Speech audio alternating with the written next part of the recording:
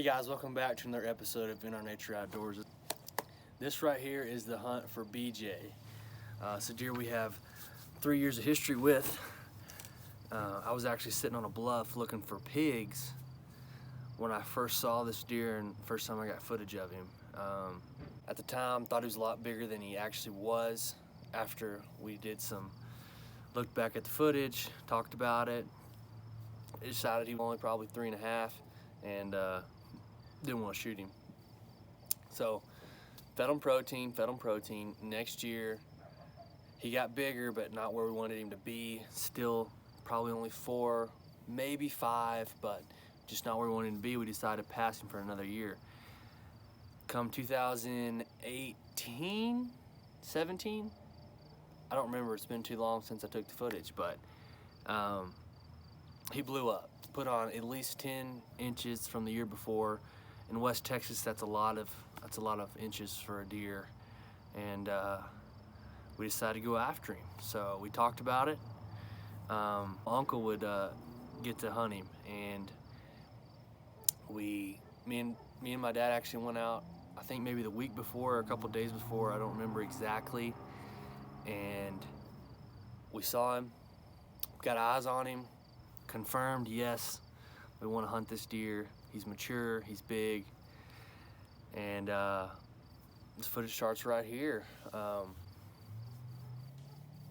So we're sitting there, first time we decided to go after this deer, and we're watching a deer that we call Peter Pan. He came out and he was eating some corn out in front of us, and all of a sudden he looks up and perks up. I mean, y'all, if you hunt, you know what it's like.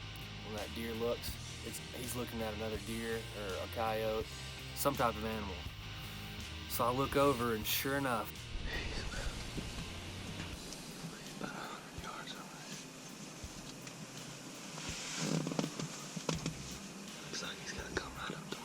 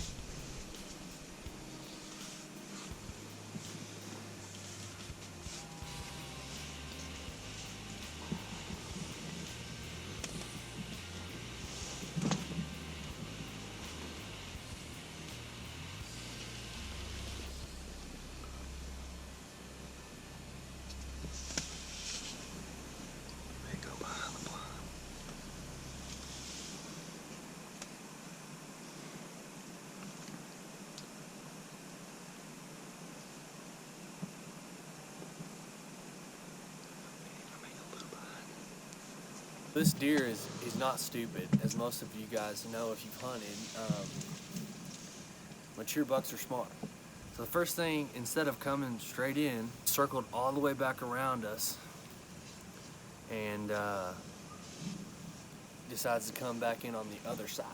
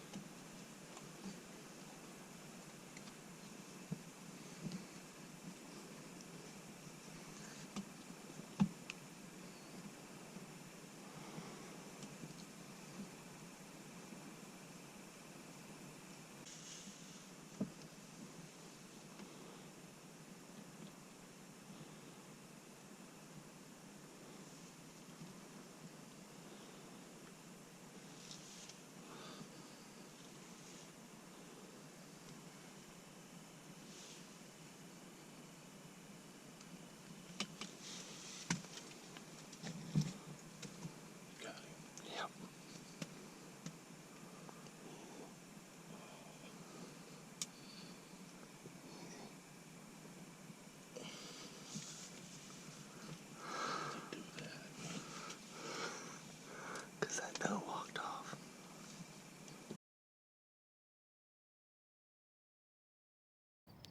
Man, that was that was crazy. So he comes in textbook perfect, just like you want it to happen. And my Uncle Dan draws right as he's about to set his pin. A doe trots off, and you know it's early season, but still mature bucks, they're gonna go after it. So he runs off. And after just a little while, he leaves the doe alone and begins to work his way back out in front of us.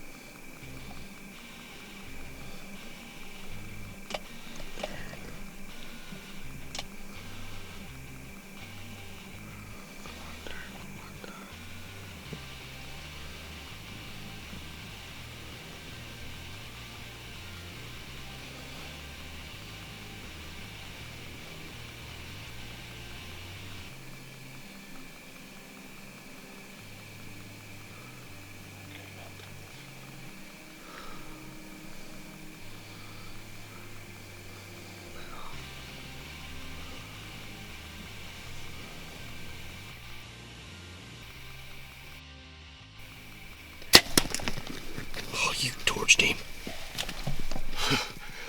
You smoked him. He just rolled up right there, baby. Oh my God. He can go 50 yards. Oh. You torched him. Oh, blood's going everywhere. Gosh. Get.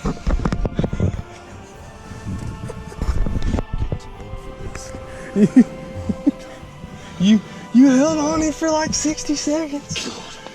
I was like, oh, if he don't turn.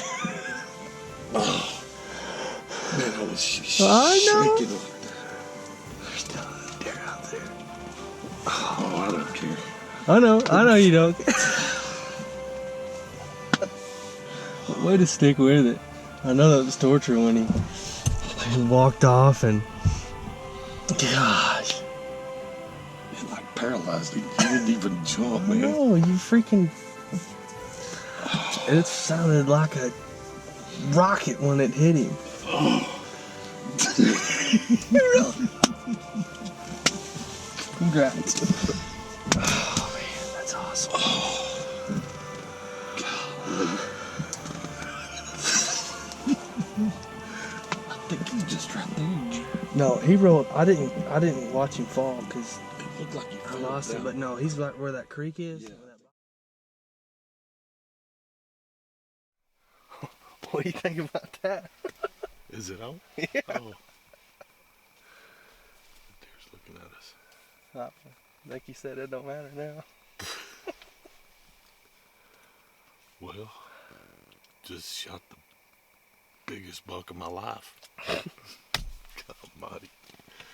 He about killed me. But we had 2 other bucks come in and some does, and they were right out here in front for the longest, and then we saw him coming down the road and got ready to shoot him, and he went way behind us, circled downwind and went behind us, and I thought that was it.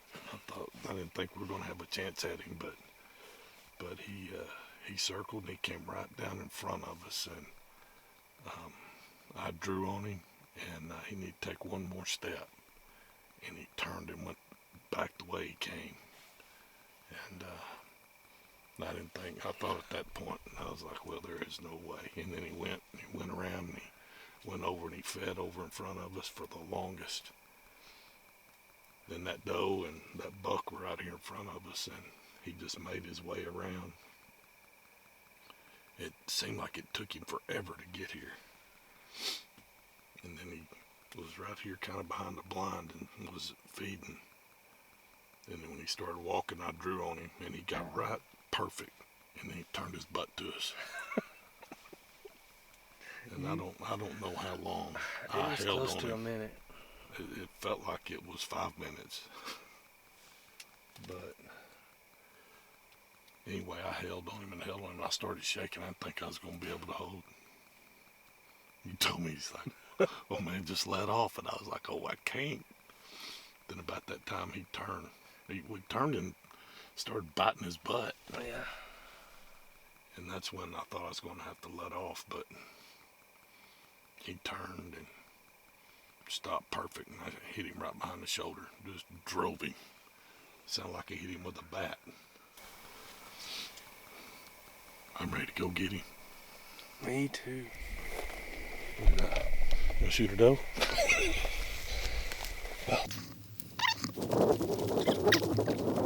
That's not even half my arrow. Look at that. No. It went almost all the way to the fletching.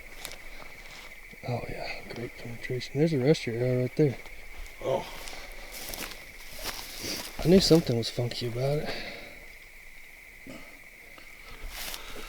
Right. old Rage did the trick. Soaked in blood too. That's some good stuff right there.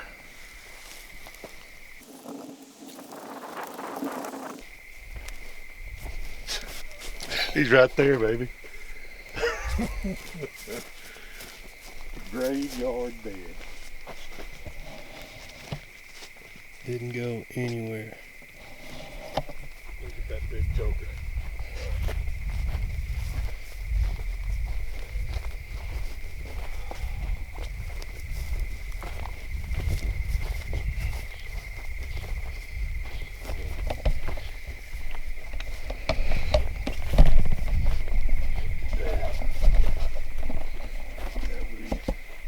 I don't guess I gotta poke you.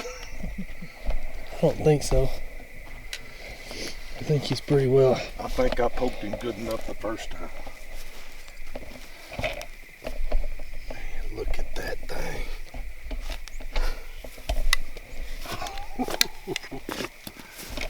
Oh my gosh.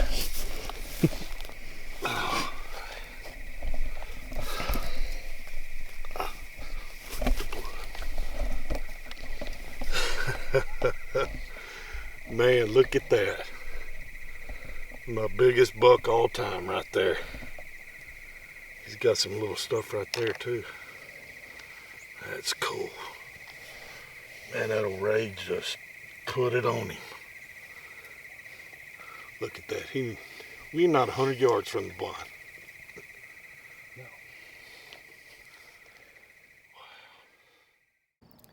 Well, there it is, the hunt for BJ.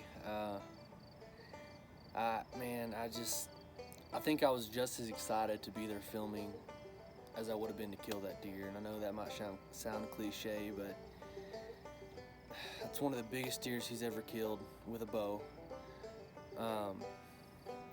And just to be there and share in that joy and that pure happiness, there's nothing like it. I don't know how to explain it. I mean, you saw his hand on his heart. You saw it, but if you're not there, it's hard to get. So if you don't know that feeling, find a way to go out and experience the outdoors. Whether it's hunting deer, elk, pigs, small game, fishing. There's nothing like it. It's a feeling, and it's a way of life that's just hard to describe sometimes. But anyways, thank you guys for watching. At the end of all my videos, I say a verse, Colossians 3:23, and it says, in all things you do, work as for working for the Lord, not for men. And you may not understand it, but that's how we try and hunt. We respect these animals, and we love these animals. And that may be a hard thing to understand for someone that looks at it and says, well, you're just killing them. But hunters would be the first to tell you that we love them more than anyone else. So again, thanks for watching. Like, subscribe. Until next time.